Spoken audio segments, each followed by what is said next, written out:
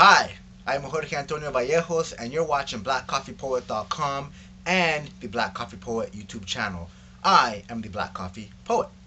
So it's 2013. Happy New Year. It's my first vlog of the year, and I thought it'd be appropriate to share with you, my readers, my viewers, the winter 2013 reading list that I will be following and reading. So it's got poetry, it's got memoirs, it's got some reference books, it's got some spiritual books, and I hope you enjoy this vlog. And if you want to join me in reading any of the books and then we can discuss them over Skype or email, let me know. You can contact me at blackcoffeepoet@gmail.com.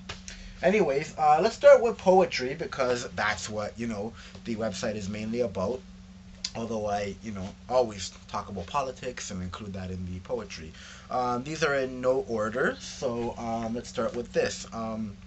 The History of Violets by Marosa Di Giorgio, and she is from Uruguay, and this was translated by a poet that I know, Janine Marie Pitas. We're actually going to be featuring this book on blackcoffeepoet.com sometime this year, probably over the winter actually, since I'll be reading it. And yeah, I'm excited about it. I don't get to read that many non-English speaking poets because mainly the publishers that send me books are English speaking poets, and I don't know, I gotta just dive into more non-English speaking poets, definitely. uh, Creative Energy, Book of Motivation and Poetry. This is a chapbook, and I don't really review books. I love reviewing chapbooks. This is by Nicardo Charlie Bobus Murray. My brother bought this book in Kensington Market in Toronto off Nicardo Murray. And we've been in touch, and I'm also going to be featuring this book. And it's like spiritual poetry, positive poetry. The guy's on a good vibe. He's a person of color. He's Jamaican, and as you know, that's what my website tries to focus on: is Aboriginal peoples, peoples of color, queer folk, people that are left out of the publishing industry for the most part. And so I'm excited to read this chapbook and feature Nicardo soon. Okay, classic book. This book caused controversy. It won a huge award here in Canada, even though it wasn't about a Canadian, and that was part of the controversy. The Collected Works of Billy the Kid by Michael Ondaatje. And Michael Ondaatje actually lives in Toronto. I've seen him around various times at various locations, and I even saw him doing an opening once. And I'm really excited about this book. I've heard that Ondaatje really, at the core of his being, is a poet. He's more of a poet than a novelist, even though his novel The English Patient is what got him like huge fame and acclaim, and he's one of those few writers that can actually live off of their writing without doing anything else. He doesn't have to teach, he doesn't have to write for a newspaper, he just writes novels. And I hope he writes some more poetry in the future, but they say this book is amazing, so I'm really excited about that. Got that at Goodwill too for $1.25, brand new. Palabras que el viento ha de llevar. Words that the wind should take, by Carlos Angulo Rivas. This guy's from Peru. My mom is from Peru.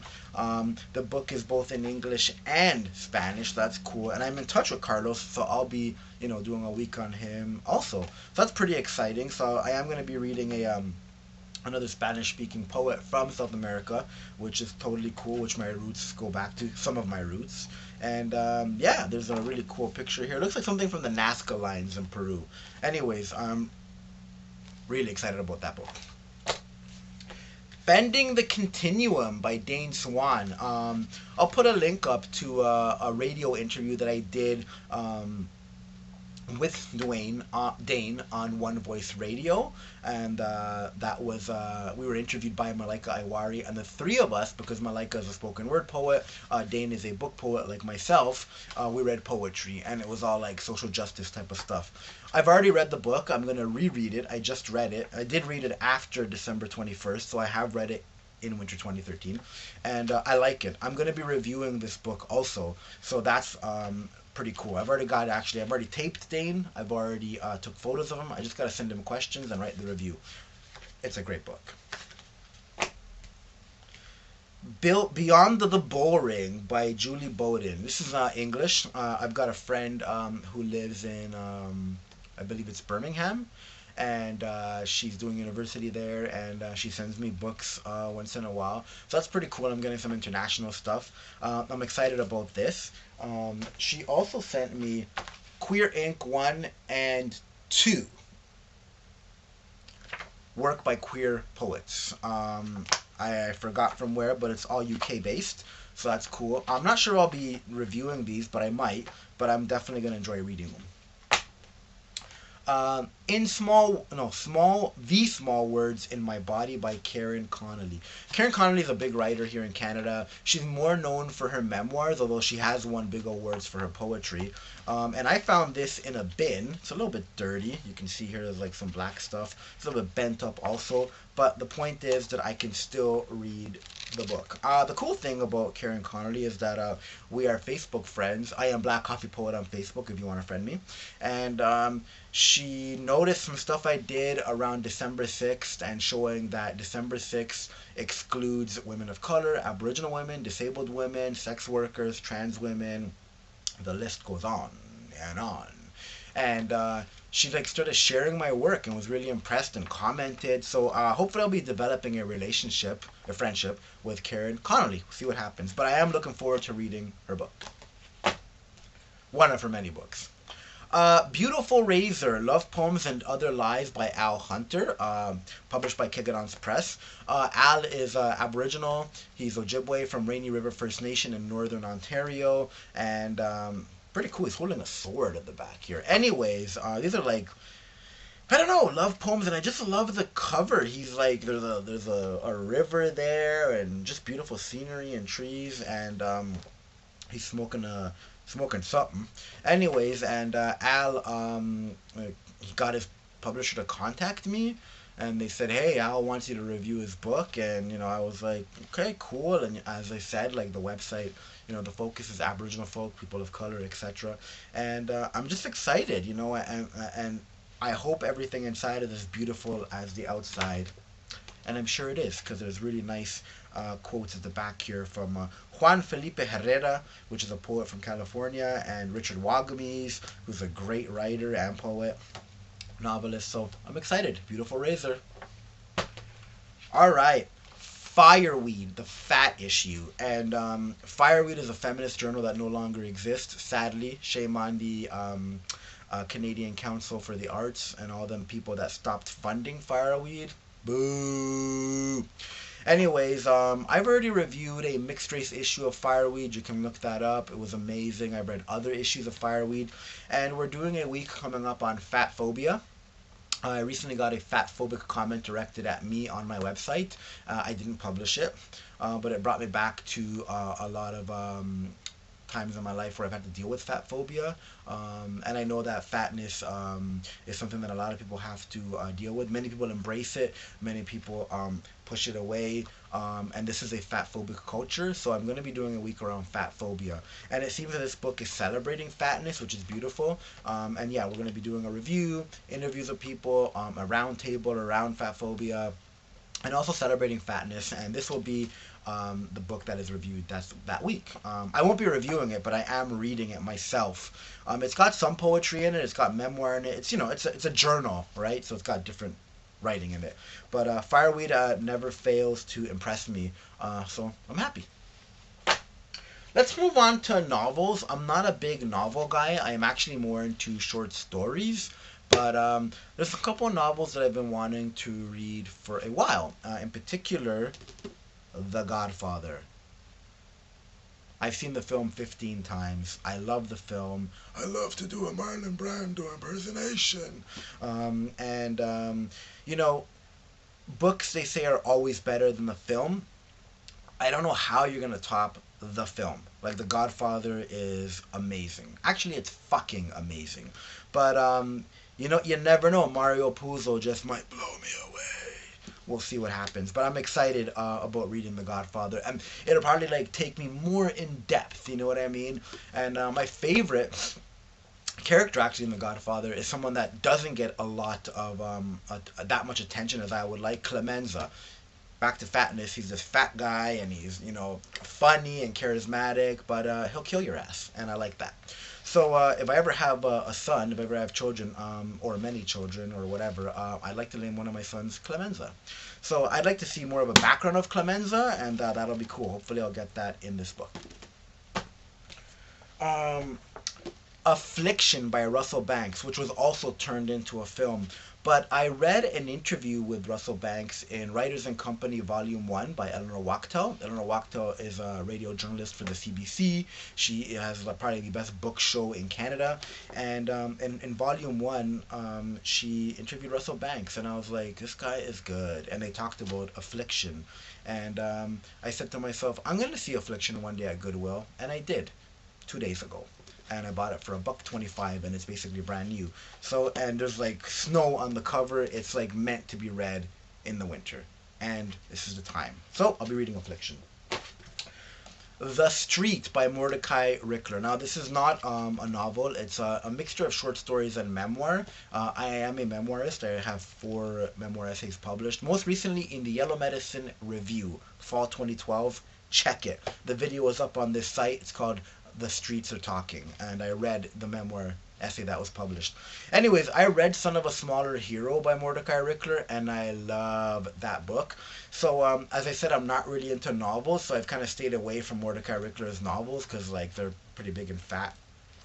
But hey, The Street, it sounds cool. There's memoir pieces in it. There's short stories. I do like short stories. I'm working on a short story now. So yeah, this will probably help me with that and with my memoir. And like, the guy is a talented writer. You've got to read Mordecai Rickler, one of Canada's finest. Let's move on to essays. Like I said, I'm an essayist. The Best American Essays by Edwidge Danticat, 2011. So it published in 2011, but they are essays from 2010. I have read a previous anthology edited by Edwidge Danticat. Edwidge Danticat is a woman of color. She's Haitian, and she did the Beacon's Best 2000. Blew me away, man. So when I knew that she edited this, I knew it'd be good. Why? Because she includes people of color. This is a series that's been running on for about 25 years, and it's mainly white.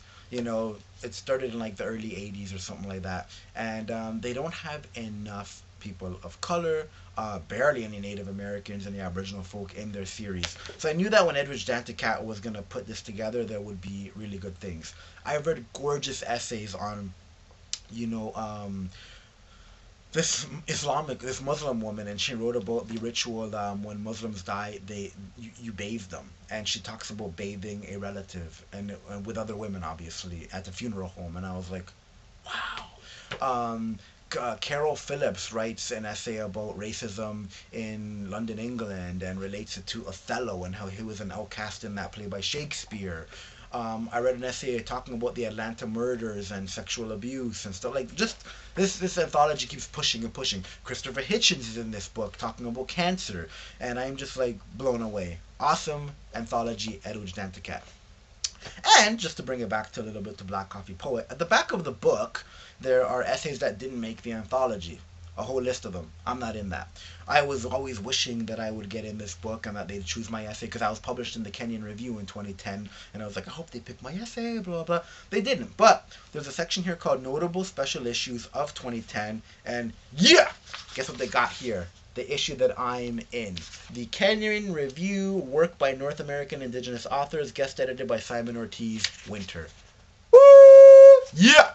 So I'm sort of in the book, not really in the book, but on my way to definitely being in a future issue of the Best American Essays. Okay, Luis J. Rodriguez wrote an amazing book called Always Running that I left an impression on me. He's a Chicano guy, and he's brown, and he's Latino and mestizo like me, and he was involved in a lot of gang bullshit and crime like I used to be when I was a younger man. And so that book like took me to a lot of really familiar places. And he's got a new book called It Calls You Back. And it's basically about after he got out of prison. So it's a follow-up to Always Running. So I got a gift certificate for a major bookstore here in Toronto. And I went and I said, this is the book I've got to get. So I'm really excited about reading this book. One day I will write about this place by Binyavanga Wainaina, who's a writer from the continent of Africa. And he blew people away with an essay in Granta called How to Write About Africa, a satirical play, peacemaking, mocking stale, exoticized white representations of his continent. And it was published in Granta in 2005. That's when he got big acclaim. Like, whoa, this guy like wrote an amazing critical essay that's challenging whiteness and racism. So I read this a review of this book in the New York Times, and it's basically about him writing a memoir. This is a memoir, but he's writing about his home. And I was like, I am kind of doing the same thing, and I'm having a lot of trouble. And he's got scenes in his book of living in a room that's like basically taken over by books, and he's got to sit on the floor with his laptop and write. And I know what that's like because my room is taken over by books. So I'm really excited to read this book, big time. We're gonna move now to spiritual. So so those two books I got with that gift card. Thank you, Anita. Thank you, Jill. And then this is the last book I got with the gift card. What Good is God by Philip Yancey. Philip Yancey is a journalist, and he goes around the world like, he's a Christian, and he goes around the world looking at like problematic places and disasters and all that, and tries to give a Christian perspective. And he's always encountered with the question, what good is God? Look at where we're at right now. So the byline is called In Search of a Faith That Matters. I'm actually enjoying the book. He does look at stuff like, for example, the Virginia Tech campus massacre, sex workers in the U.S., and racism in Memphis. I've already got some problems with the book. Virginia Tech got a lot of media attention, rightfully so. It was horrible what happened, but I forget where it is, but there was a native reserve that had a mass killing too in a school, and America didn't care. And that was in the last like 5 or 6 years. That didn't get enough attention. Why? Because they're not white, and they're not a big place. You know what I mean? So I was like, you could dig a little deep too, Philip. The other part is the sex workers. I haven't read that section yet, but if it's going to be like about, the poor sex workers and they're all enslaved and stuff like that, which is a large part of the industry. I know that. It's horrific. But there are some sex workers that are there willingly and doing okay and happy with the work that they do. So we'll see if Philip takes that route, but I doubt it. And then the thing about Memphis, he's talking about racism in Memphis, and the thing is with America is they're always talking about racism as this black and white thing. What about the brown? You know what I mean? Like, fuck, I go to the border, it's horrific. Mexicans are dying every fucking day at the border and nobody cares. Latinos, I should say, not just Mexicans. So, there's more than just, black and white dichotomy in the U.S. Let's dig a little deeper. There's more people who are under the hammer of racism. Anyways, but I am liking the book so far. He's a very good writer and posing some interesting questions. So the complete opposite of Philip Yancey, Sam Harris. He's in the same camp as Christopher Hitchens. He's an atheist, and he wrote a letter to a Christian nation. I got this at Goodwill also, $1.75, brand new. Look at that hardcover. And I'm just like, okay, let's see what this guy's got to say. You know what I mean? He probably has some really good critiques, or maybe it's garbage. I don't know, but it's totally opposing the camp that Philip Yancey's part of. So I thought that would be interesting. Last but not least, reference. So I'll start off with The Practice of Poetry. A fellow poet and mentor of mine, Maureen Hines. I have featured her on my site. Her book is called Merrill Willow. Amazing book. She says this book is amazing. Awesome. So there's lots of exercises in here. They're exercises by poets who also teach. So I'm really excited about jumping into this. My friend Catherine gave me this book. She's given me a ton of books. Thank you, Catherine. So I'm excited about that. I'm currently working on a short story that I'm going to be sending out pretty soon. It's about 3 women of color, racism, transphobia, homophobia, colonialism, etc. And so I've been working on it for about 2 years. So this book, Self-Editing for Fiction Writers, How to Edit Yourself into Print. It's got 209 reviews on Amazon, mostly positive. That's a lot of reviews. Got it for $1.25 at Goodwill. Sweet! This is going to serve multiple purposes because it's talking about show and tell, which is the basic rule in writing and filmmaking. You don't tell, you show. but it's also got dialogue mechanics. It's also got pacing, voice. These are all things that I'm not just going to be using in fiction. I can use these in my creative nonfiction essays and my memoir essays. You know what I mean? So this book is going to be coming in handy a lot. The Longman Guide to Fiction Writing for Beginners. This is a book that I'll be studying and highlighting and stuff like that. I remember I wanted to buy this years ago, and again I got it recently for $1.25 at Goodwill. So it's probably gonna have like similar information, maybe different information. I don't know, but I'm excited. And then Now Write. This is a series that's edited by Sherry Ellis. I've got the Now Write for screenwriting. Now I've got the Now Write for fiction. I'm hoping to find the Now Write for nonfiction. But again, these things, these exercises, this advice can help me not just in my fiction writing, which I'm struggling with. I'm a poet and an essayist and a journalist, but I've always wanted to write fiction, and I'm getting better slowly. So hopefully this short story will get published, or at least a lot of good critique. We'll see what happens. But this book will help. Again, these are referenced. These 4 books, I won't be reading these in full like the other books. I'll be flipping through these, reading them, learning, and taking them as I go. And they're probably books that I'm not just going to be looking at in winter 2013. They'll be books I'll be looking at throughout my writing career, my life. You know what I mean? Andy Rooney, who was a writer and columnist and part of the 60 Minutes team, said something that I love. He said, "A writer never retires." He died when he was 91, I think in October or September, and he never stopped writing. He died actually a month after he retired, and he kept writing probably till his last day. Anyways, that's my winter 2013 reading list. Thank you for joining me at blackcoffeepoet.com and the Black Coffee Poet YouTube channel. You can subscribe for free to both, and please spread it. I've got over 100. I've got 140 videos now, 141 with this video on the YouTube channel and the website. And I'm just trying new things this year, and I just hope that you read and write and reread and rewrite. And if you got comments, please comment. If you like any of the books or hate the books, anything. And if you want to read a book with me, you don't have to be in the same city as me. We've got Skype, we've got email. We can talk about one of the books. Anyways, peace out. Thank you very much for joining me. And just put pen to pad and eyes to a book. Cheers!